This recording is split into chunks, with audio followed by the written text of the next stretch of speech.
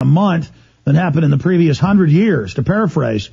So clearly we're entering a jump point. Are we in the major flux point, the flash point, the jump point of change, or is this acceleration of change just a prelude to a bigger cataclysm of massive change coming in the future? And when is that date from your deep research, Alan Watt? Yeah, we're going through the preparation for it now. Since 2001, I always look back and I say, my God, look how many crises and fake crises and false crises we've had since 2001. We've had the environment hit us at the same time. Oh, my God, the climate change, global warming, and taxes for all of that at the same time. And the terrorists. Terrorists, they're just everywhere, like the movie Brazil. No one ever finds them, but they're supposedly all over the place. And then the coming pandemics and plagues at the same time. And then the banking crash. They gave us a banking crash just to make sure that we got the message. And then they bail out the banks. And at the same time, they've just come out and said they're going to give billions of dollars to third world countries to help their environment and so on. I mean, this is impossible. If this was spread over a 20-year period, with every single event, we have time to think and talk and say, I don't quite grab this, it smells wrong. But once they get the people in a stampeding mode, and that's the training of it, we're being stampeded into simply being scared and obey authority, then they can speed it up. In fact, they must speed it up and give us one incredible scenario after another. In fact, that whole flu drill was a preparation for a real release in the future, is what I said, clearly. And then they actually came out and said that. Oh, we use this as a drill. That's it's right. Coming this fall or next, and it's going to kill a whole bunch of you. We guarantee it. Mm-hmm. And so will it be a release flu that kills the people, or is it going to be those inoculations as they inject people and they get sick and die in front of everyone? We know the Gardasil and the factor rate and all the other soft kill murder operations are beta test of their killing systems, but also beta testing the response and turning everybody dying of cancer and diabetes into a cause celeb and balls and everyone wearing ribbons and, oh, your hair is falling out. You know, and the movie stars, they're all dying too. It's so cool. We're part of it. We get attention. Again, they just put everything into a process. It's all processes. It's techniques, actually. And the thing with depopulation, as you say, is we're all in it together. In a war scenario, that's a common slogan you see plastered everywhere. We're all in it together to get us all working along the same path. We all suffer together. We all die together. And what you've got also sweet. at the same time is the cult of celebrity, because the celebrity is really part of culture, creation, and manipulation. Everything comes from the top, what the stars say. In fact, the stars override even the scientists. If you get a famous star to come out and talk about the environment, the people will just gobble it up and think it's true. So we're managed in a scientific manner perfectly. But the elite don't have total control, because 37,000 top scientists send a detailed paper and a signed petition, but it gets almost zero news coverage, and Al Gore laughs and says they're all conspiracy theorists that think we didn't land on the moon. That's right.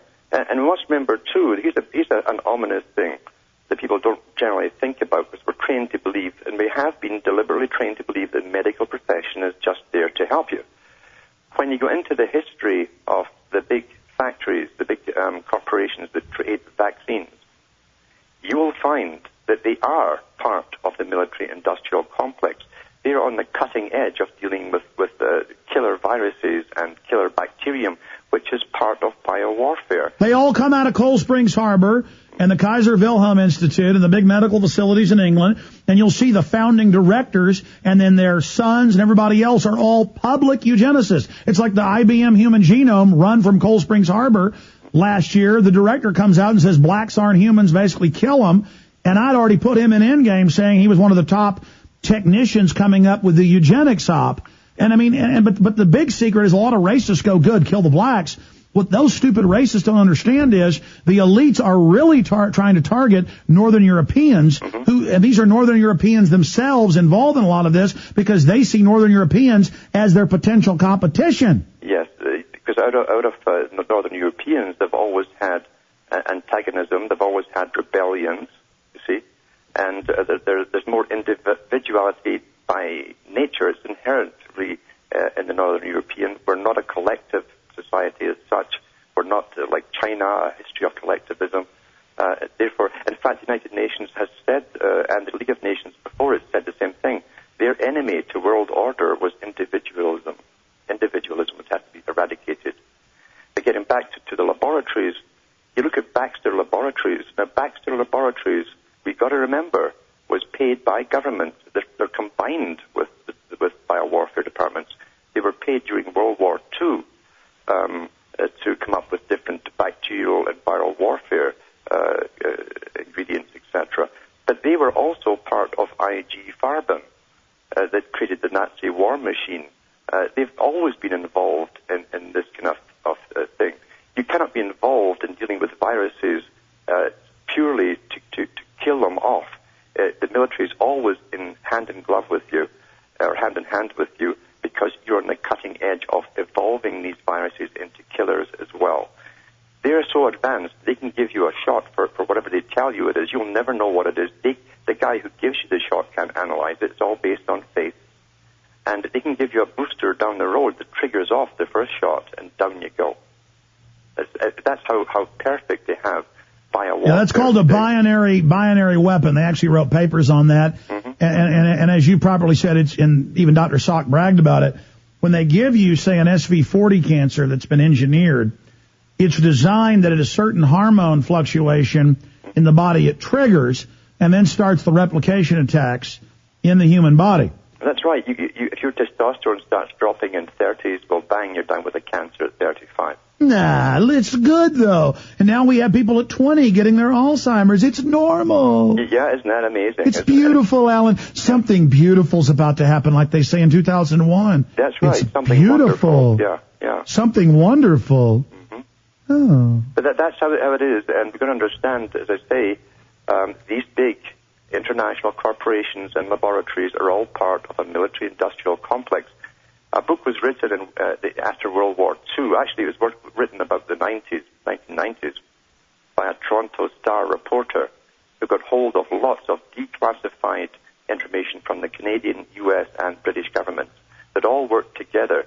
The book is called Deadly Allies, Canada's Secret War. And those guys, during World War II, and Canada led the field, they could get a virus, a common virus, turn it into a killer within about an hour in what they call the fast breeder. They were so far advanced in World War II, and guess who was all on board working with them? The same big pharma companies that deal with making your inoculations. And all run by eugenicists on record. But, Alan, shouldn't we just trust them? That's it. That's the double thing that folk get into.